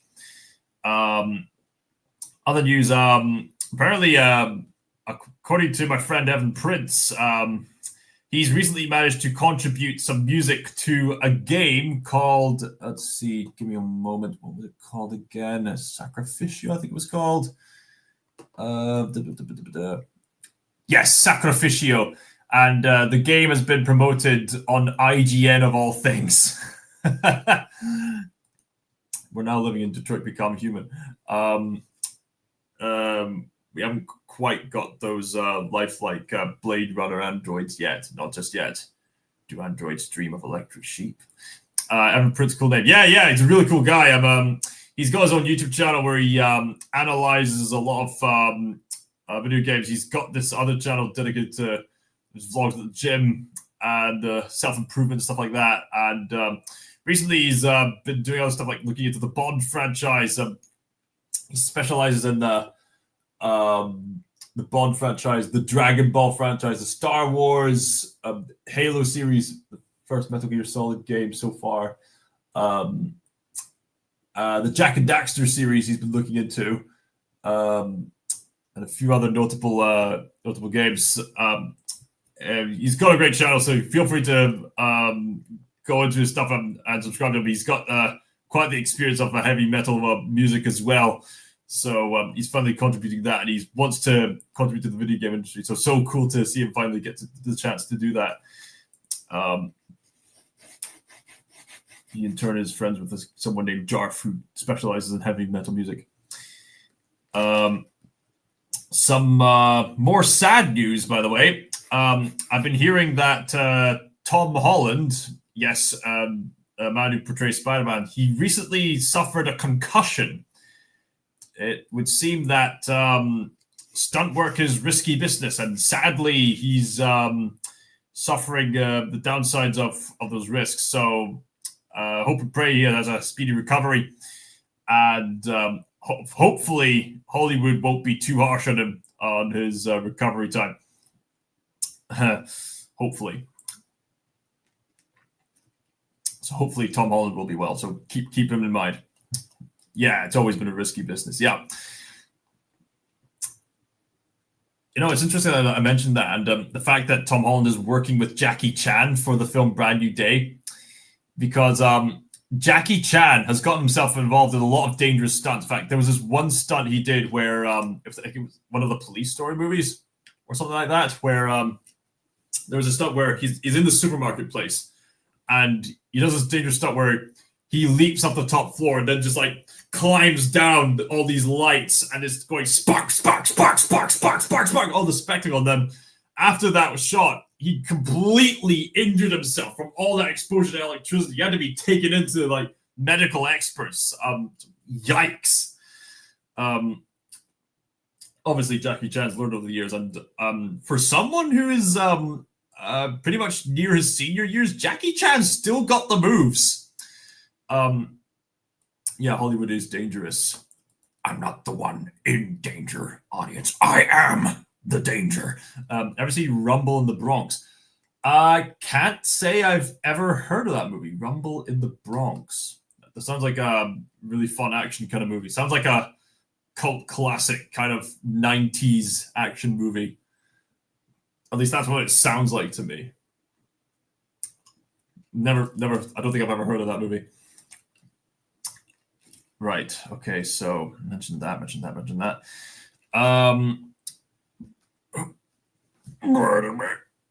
Farted.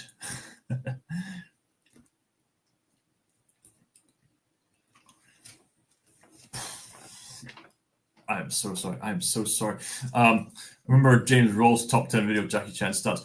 Ah, right. Okay, so Jackie Chan was in Rumble in the Bronx. One of his most impressive stunts was in Rumble in the Bronx. Ah, okay, right. Got it. Other news.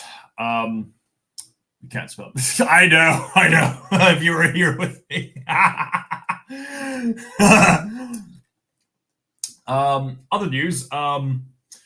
On the 23rd of September, people were rambling on about the rapture, even though we're still here. And these are the kind of fanatics who don't actually read their own scriptures, because there is literally a Bible verse that says no one knows, like literally says no one knows the day or the hour. So it's something to humble us into saying that it could happen at any moment. But these fanatics, they just make a big thing out of it. It's just, I mean, you're making yourselves look like fools doing this sort of thing. I mean, you could spend that time doing anything else, a variety of things, and you choose to just spread all this panic based on people who don't know any better. It's just so silly. I'm watching you through your window. Okay, so good to get that bit of news out of the way.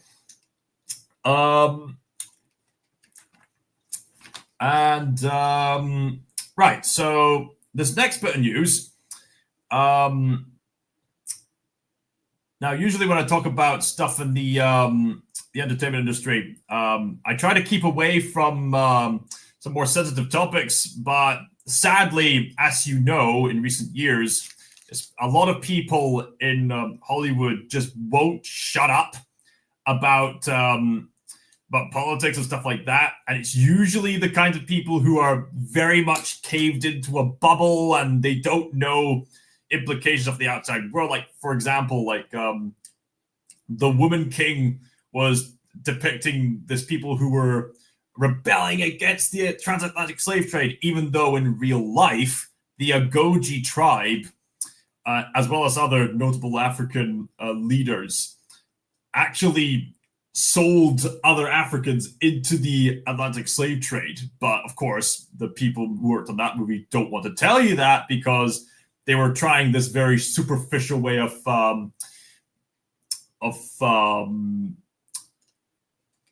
propaganda, basically.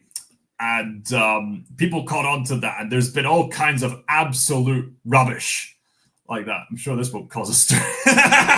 No, this won't cause division at all. No, not at all. So, yeah, that kind of hypocritical, in a bubble kind of activism, look here, that has basically infected the vast majority of our entertainment for such a long time.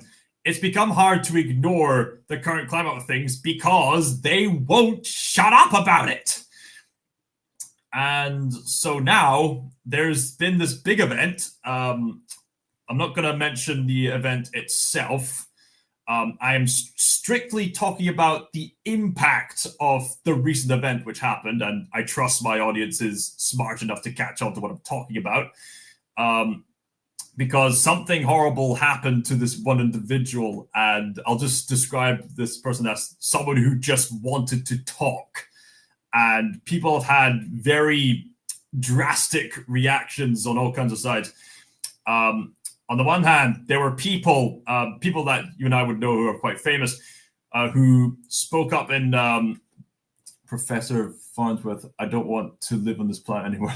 What was that quote from again? I've completely forgotten where that quote was from.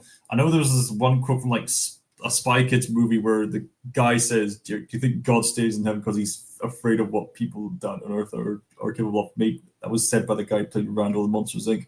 Futurama, right. Thank you. Yes, Futurama. Regarding the man who just wanted to talk, again, I trust that you're smart enough to know who I'm talking about. His family and his young girl are, of course, mourning his passing.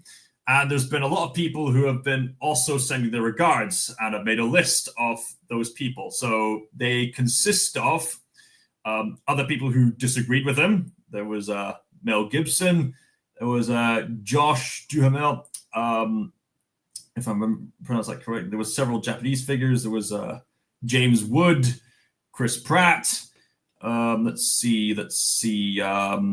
Neil Oliver, Scottish historian, who's known for making BBC history documents like A History of Scotland. If you've, I think you'd recognize him if you saw him. He's got long, kind of black hair. If you've studied history in class, you probably would have recognized him from watching like shows like A History of Scotland or some other shows like that. He extended his condolences to the family. Dragon Ball Studios, and in turn Bandai Namco. Thank you, Joseph. Thank you very much for understanding. Thank you very much. You know exactly what I'm talking about. Like I said, my audience is smart. They know exactly who I'm talking about. Thank you. Let's see. The Dragon Ball Studios sent their regards, and in turn Bandai Namco. Let's see. To my knowledge, the same people who made Kingdom Come Deliverance also sent their regards. Let's see. Russell Brand, Arnold Schwarzenegger, if I remember correctly, Rosie O'Donnell, Sylvester Stallone, Rainn Wilson, Tim Tebow, K-pop superstar Junior Cole Siwan, reading my own handwriting, Rob Schneider, Brittany Adim, Jason Aldean, Candace Cameron, John Ruth, Jillian Michaels, let's see, Kid Rock, Ushna Shah, JB Millie, Victor Orban, Georgia Maloney.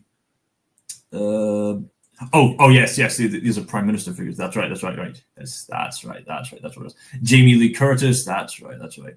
How could anyone understand what Slice was saying? It ain't about how hard you hit. It's about how hard you can get hit and keep moving forward. I made someone laugh with that impression in the past.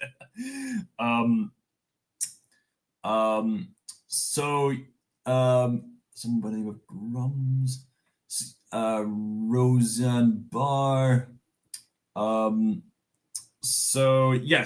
Needless to say, a wide variety of recognizable individuals and figures and companies. You got hit too much. Yeah, quite. All these recognizable individuals have sent their regards to the family. Now, keep in mind, the guy we're talking about was heavily involved with politics, but political violence is wrong, basically. We would not want the death of people that we disagree with, basically. And even people who disagreed with this particular figure have been sending their regards. Now, again, I'm talking about the impact of the event, because as much as there have been people who've been rightly sending their regards, unfortunately, because of the aforementioned politically motivated infection I mentioned earlier, there are also the extremist side of people who, very unfortunately, have been actively celebrating this guy's death. And it's quite pitiful, and they need to be called out. So they consist of, and let's see if I've got this correctly, Stephen King. So originally, Stephen King was meant to have this this cameo in an upcoming television series based on the It movies. I think it was called It: Welcome to Derry. He was originally meant to have a cameo in it, but of course, due something you're gonna hear is that right, got it. something you'll learn is that the following people I'll mention, all of them have actively mocked and jeered this guy's death, and all of them have gotten into trouble for it. So Stephen King's gotten into trouble for actively mocking the death of the guy who just wanted to talk, and so his cameo in Welcome to Derry has been cancelled. And of course, that's ironic because Stephen King is the author of the It series. Other known people, there was Caravan Sandwich game developers have mocked his death. There was a writer from DC Comics who actively mocked the guy's death. This writer made this Red Hood series, which has now been cancelled because of the mockery of this guy's death. The death of anyone is tragic. Exactly. Let's see. A Final Fantasy XIV translator over at the American Square Enix company. The translator's gotten into trouble. I think I can guess what comic writer that is. Yeah. Let's see. A developer for Ghost of Yotei got into trouble.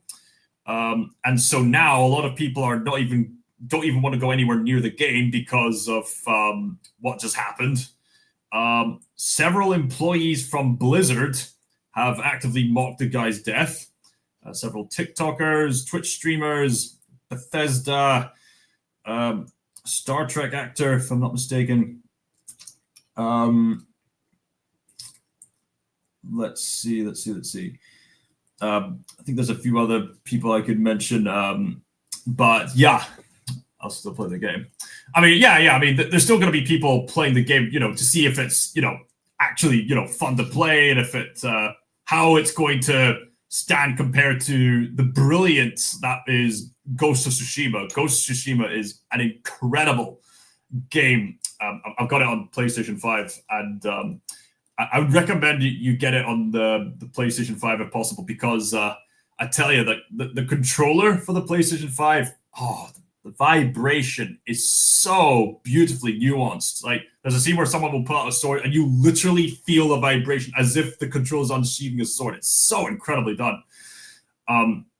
So, I mean, Ghost of Yotei, I mean, it had some iffy reactions based on the gameplay loop alone. I mean, the whole prospect of having this Kill Bill open world kind of approach, kind of similar to like Shadow of Mordor, I mean, I guess it has its perks as upgrades, but a lot of fans felt like, from what they presented for the story, that there could be plot twists. There could very well be. But from what people have been seeing so far, the revenge plot seems very bare bones and basic compared to the narrative richness of Ghost of Tsushima, which was all about maintaining honor, and a man who was gradually losing honor in order to protect his own country, and the conflict between honor and mercy. It was very thematically rich, that game. So people are very uncertain about how Ghost of Yotei is going to live up to that. But of course, due to the recent tragedy, now the Ghost of Yotei developers are deeper trouble now. So yeah, I know there was someone who didn't want me to mention this, but again, I didn't mention the event itself. I'm talking about the consequences of the event on the entertainment industry, because something I've been trying to make awareness of in this channel is that these extremist politics have infected the entertainment industry. So it's become hard to ignore.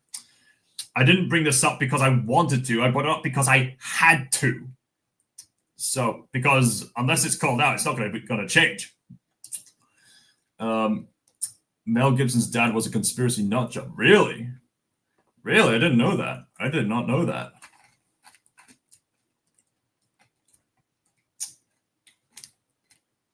There might be some other famous people who have conspiracy dads. You never know. Well, at least we know one for certain.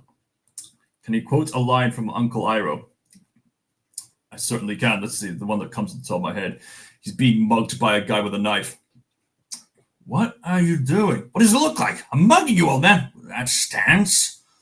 With a poor stance, you are unbalanced and can get knocked over easily. Easily knocks over him. With a more solid stance, you stand more of a chance. And then he just has tea with the guy. Having tea is always a great blessing. Or when he gets the tea shop, he said, "This is just hot leaf juice. Uncle, that's what all tea is. How can my nephew say something so horrible?" You gotta love Uncle Iroh. Uncle Iroh was one of the best characters from that show. Just so I'd bring back some lightheartedness. Yeah. Good on you, Joseph. Good on you. Yeah. That was very much needed. Because I needed to say that. And thanks for bringing the lightheartedness back. Much appreciated, mate. So what else has been happening? So I think I pretty much mentioned the bulk of everything I wanted to mention already. So I think we're just about done saying all this. Oh yeah. There was one other thing I wanted to mention. Sorry, more sour stuff. Thanks for bringing back the lightheartedness. You might want to bring back the lightheartedness after this. So yeah, this is going to be a bit of a disappointment for you and I both, because this next bit of news involves a YouTuber that both of us really like, ProZD. I've heard ProZD is getting by well in the voice acting industry lately. He's been getting some great roles, great stuff like that. But unfortunately, as much as we love ProZD, he said something dumb, and it needs to be called out. So basically, recently he's been trying to advocate for authentic casting. Now, that by itself doesn't sound like a bad thing. I mean, when you look at movie history, we've had some embarrassing cases where you have people like John Wayne portray Genghis Khan, and other stuff like that. You know, some pretty embarrassing casting choices for people who are not really meant to be portraying these kinds of people. I'm not too mad about what he said. He could have explained himself a bit better, maybe. Yeah. Exactly. Maybe he meant it another way, but the way he said it, it's dumb. So for those of you who don't know, what ProZD is trying to say here is that he's applying authentic casting to voice acting. Now, this is a pretty dumb statement to make, because in the voice acting industry, this is the kind of industry where an African-American man can portray a Japanese man and no one bats an eye. This is the kind of industry where grown-up women can convincingly portray young boys and no one bats an eye. Why? Because it's all in the vocal performance. So as long as you can give a convincing vocal performance, it really shouldn't matter what gender or race you are. If you can give a convincing performance for a character that you're voice acting as, boom, you got the job.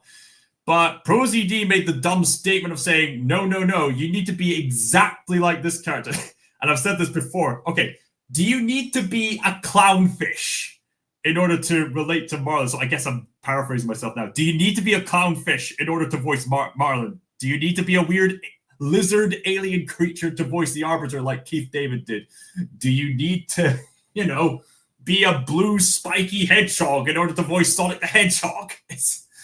When you take that logic consistently, it doesn't make much sense. Philmar legend. Samurai legend. Thanks for voicing Samurai Jack in Guardians Last Stand. Shout out to you, Joseph. That, or it's just people trying to spin it in a negative light, as they always do. I mean, it could be that, but from what I've heard, he made the statements on Twitter, but news went around that recently he himself got cast as I think was some kind of Caucasian character in some show, I think. And then people on Twitter were saying, hang on, wait a minute. You kept having these specific standards for authentic casting, and yet here you are playing as characters that are completely different from yourself. And at that point, you just thought, okay, I'm leaving Twitter, bye. And people have viewed that as a bit of a cowardly move. I mean, on the one hand, yeah, I would not be using Twitter either, to be fair. In the words of Jeremy Clarkson in Clarkson's Farm, to paraphrase, Twitter is for morons. I don't even go near Twitter. If I were to ever use Twitter, it'd be for like abstract marketing only, but not to, have every thought I think be online. That's just asking for trouble. I'm not being a blind loyalist, just so you know. Yeah. Granted, I kept my ear to the ground on this. Yeah. I mean, I've been hearing the news about this, and I really like ProZD. He's a really talented voice actor, and he's made some really funny skits online. Some of them have actually animated on this channel.